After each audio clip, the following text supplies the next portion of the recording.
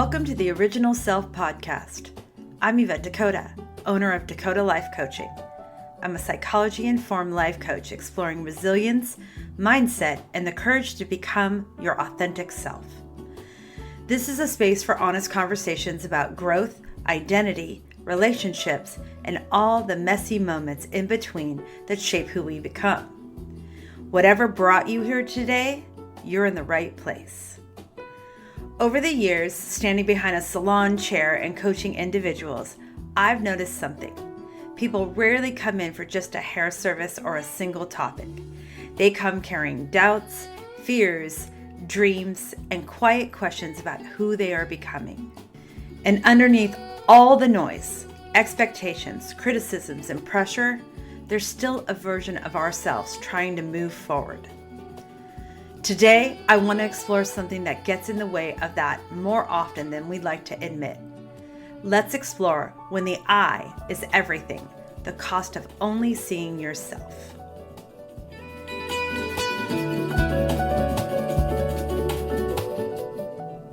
A friend mentioned she'd seen a music show about an hour away. What stayed with her wasn't the performance, but how friendly everyone was, staff and patrons alike. That struck me as unusual, but shouldn't it be the norm? The more I sat with it, the more I noticed. Over the past 5 to 10 years, patience, tolerance, and presence have somewhere along the way become the exception, not the rule. But why? Is it the iPhone, social media, a lack of in-person socializing? Is it othering or hyper-individualism? Or empathy erosion? Maybe it's all of the above. And if it is, what is it costing us? There's a reason this shift didn't happen gradually over generations. It happened very fast. The iPhone launched in 2007, and people changed somewhere in the years that followed. We stopped noticing what was around us and became little versions of Spielberg, documenting everything instead. Selfies, photos of food, filtered versions of real life. And then everyone felt they needed to post their opinions about everything, stated with the confidence of a New York Times editor, whether the facts back them up or not. Today, with each opinion liked or hearted, the I obsession grows, and so does disconnection. Doesn't that sound counterintuitive? Like the more connection, the more disconnection? But the more praise we receive through algorithms, the more real connection fades. The psychological term for what happens when a culture tips so far toward the self is hyper-individualism, and it isn't just a theory. In their book, The Narcissism Epidemic, psychologists Jean Twenge and W. Campbell identify online attention seeking as one of the key drivers of rising narcissism in American culture. And it's not that hard to see why. Research points to 3 specific costs: loneliness, polarization, and a slow erosion of empathy. Not because people become bad, but because the lens narrows.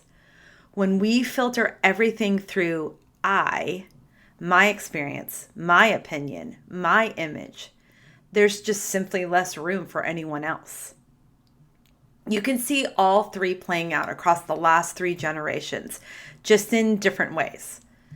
Let's start with loneliness. Gen Z is the first generation to grow up entirely inside the I era, and connection in every form has paid the price. They date less, are significantly less sexually active than the previous generation was at their age. They are slower to get their driver's license, less likely to spend time together in person, and more likely to consider gaming or scrolling through social media as hanging out. Now there's AI. Teachers and professors across the country are frustrated and failing students who submit papers written entirely by artificial intelligence. Often nothing is in their own voice or reflects their own thinking. But I think the deeper loss is in the disappearance of something that used to happen naturally, sitting with a question long enough to form an opinion. debating ideas with friends, being curious out loud, writing something and then discovering what you actually think in the process of writing it. AI doesn't just do the work for them, it removes the struggle that builds a mind. It's the ultimate I tool. Instant, frictionless, and entirely without the discomfort of genuine thought or human exchange. Millennials came of age in the era of participation trophies and unconditional praise, also known as the self-esteem movement. They were raised to believe that showing up was enough, but research by leading self-esteem social psychologist Roy Baumeister shows that this didn't build confidence so much as it built fragility that follows them into adulthood. Combined with the rise of the I era during their formative years, hyper-individualism took on a particular shape in this generation. My feelings, my boundaries, my truth became the primary framework for navigating the world, sometimes at the expense of discomfort that real growth and real relationships require.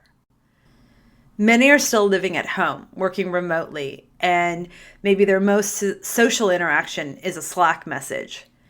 There's comfort in the arrangement, and without the friction of real workplace dynamics or in-person relationships, they may have less urgency to develop the resilience that comes from navigating them. It's not laziness. It's what happens when an entire generation was never quite asked to be uncomfortable and then handed a phone that confirmed their worldview with every scroll.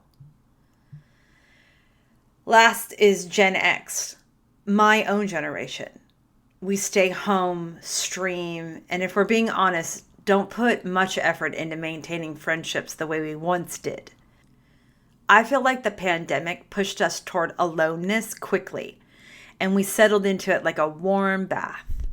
Soothing for a bit, but stay in too long, and the pruning bleeds into the oncoming wrinkles of old age.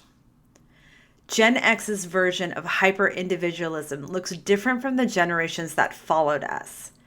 It doesn't look like fragility. It looks like detachment. We are definitely the suck it up buttercup generation. We don't particularly care what people think. We handle our business and we have very little patience for what we perceive as coddling. I watched it up close when I went back to school and was significantly older than my classmates. I worked full-time while carrying a full course load. I was accountable to myself because that's what I knew how to be. Sitting next to students who couldn't turn in assignments on time, who were overwhelmed to the point of not being able to attend class was jarring for me. There was even a woman in my class who told me, and then the professor, that she was going to be late turning in her midterm essay because she had a date and had to get her nails done. The gap between us felt enormous. But here's the thing about judgment, and I say this from a lot of experience. It's its own form of the I. When we decide that our way of handling hardship is the right way, that our threshold for discomfort is the standard everyone else should meet, we stop being able to see people across that divide. We separate out, and separation, whatever generation it comes from, leads to the same place. Less connection, less empathy, more alone. 3 generations with 3 different expressions of the same withdrawal. And yet by every measure, we are more connected than any generation in human history. That's the paradox. The more we curate and perform our lives for an audience, the less we actually let anyone in. In 2023, the former Surgeon General Vivek Murthy described loneliness as an epidemic on par with tobacco use and obesity. Not a personal failing or a phase, but a public health crisis, serious enough that the WHO, the World Health Organization, created an entire commission to address it. Loneliness in Murthy's diagnosis doesn't just make us sad, but underpins violence, addiction, and extremism. Murthy stated that human connection is the antidote, and that is the very thing the I generation have replaced with a screen.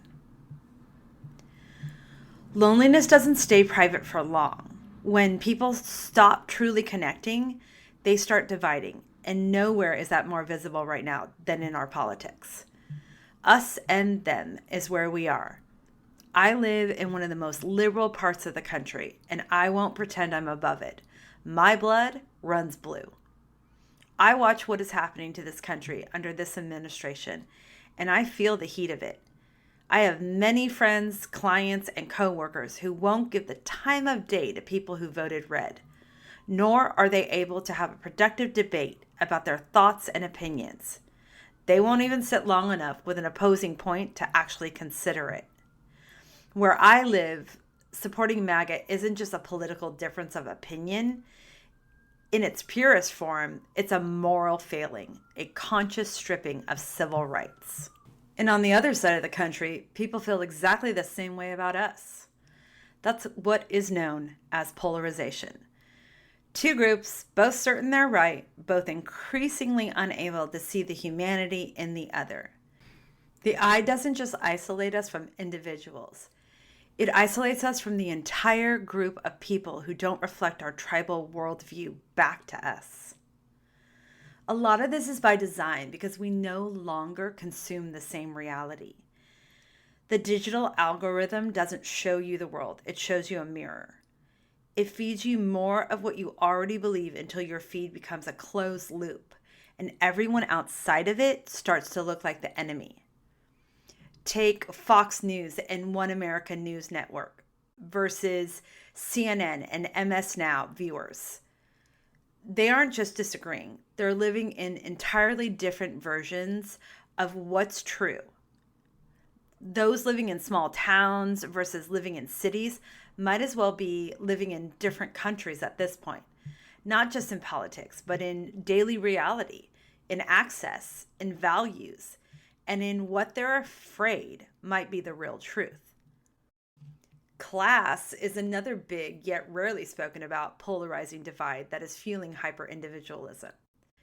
It is crushingly expensive to exist where I live because there are the ultra-wealthy and lower-income residents receiving tax or government program assistance. And then there's the middle class, quietly failing, hanging on by their nails. Too much to qualify for help and not enough to actually breathe. I am always very close to that edge. And I can tell you, it creates its own kind of isolation. The unhoused crisis here is overwhelming and heartbreaking. And even that has become a polarizing issue. There's compassion on one side, frustration on the other, and very little willingness to sit in the complexity of both being true at the same time. This is what hyper-individualism produces at scale. When my experience is the only lens, my truth becomes the only truth. When my truth is the only truth, there's no shared ground left. Not politically, economically, nor humanely. We stop asking what someone else is living through and start deciding what they deserve. The culmination of loneliness and polarization leads to a spectrum of empathy erosion. We stop imagining how someone feels, and we stop caring about what's happening to others. Psychologically, it grows out of living in the I reality, layered with stress, fear, and the dehumanization of others, so we can emotionally detach and ignore them, whether temporarily or over long stretches of time. A comedian friend of mine, this is a true story. She posts funny stories and observations on social media. In many of her posts, she performs this exaggerated outrage at human behavior, but it's clearly sarcastic and playful. Hundreds of people get the joke and love her content, but there's always a small, stinging group that shows up with personal attacks that are, quite frankly, shocking, ugly, and brutal. She's a beautiful woman, and yet people attack her appearance, and most relentlessly, the fact that she's a female. It appalls me that people don't pause to consider how their comments would feel if someone directed them back at them or at their own children and loved ones. Somehow, it's become normal to sit alone behind a laptop and think that it permits us to say things we would never say face to face to people we don't know and we will likely never meet, who will probably never affect our lives at all. When did the person on the other side of the screen stop being a person? The scholar John A. Powell, a professor of law at UC Berkeley and the director of the Othering and Belonging Institute, has built his life's work around a similar question. He asks, what happens when we stop seeing people as fully human? When he was interviewed on the For Wild podcast, Powell defined othering as any practice that denies someone their full humanity and dignity. That very denial is rooted in the belief that certain people are beneath us or simply irrelevant. Powell stated before this current administration that at its extreme, it casts the other as a threat, warning that violence often follows. Hear that again and tell me that doesn't feel like a current headline. The discussion and treatment of immigrants in this country is not a policy debate. It is othering in its most institutionalized form. When we accept othering as a justification for violence, belonging becomes conditional and no one is truly safe. In his 2024 book, Belonging Without Othering, Powell argues that we can build community without requiring an enemy to define ourselves against. We can belong without pushing someone else out. It sounds so simple, yet it's anything but. Empathy erosion doesn't stop at rudeness or political division. Follow it far enough and you arrive at addiction and mental illness left unaddressed, and at children being trafficked and abused. The most vulnerable among us rendered invisible by a society that has turned so far inward it can no longer see them. That's the full cost of a myopic view. So the question then becomes, is there another way? Thinking back to my friend's experience at the music show makes me realize that we have to try a little harder. Maybe it starts with something as simple as being present. What would it be like to actually put the phone down at dinner, to look around at the people seated with us, or to notice what we are eating and recognize the work that went into making it? Presence is not a grand gesture. It's a decision made in small amounts over and over again.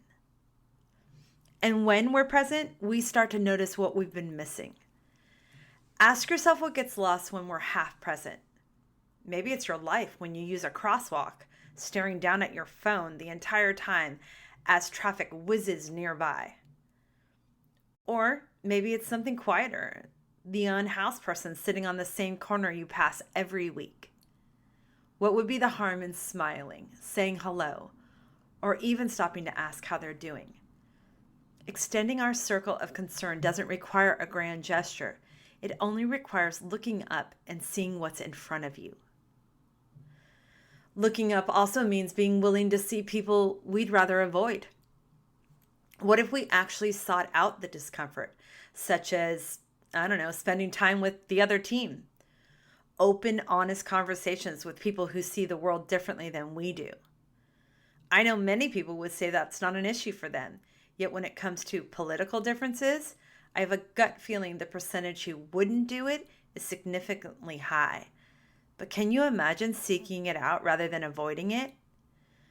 I will say this, I do it almost every time I work in the salon with MAGA-aligned clients.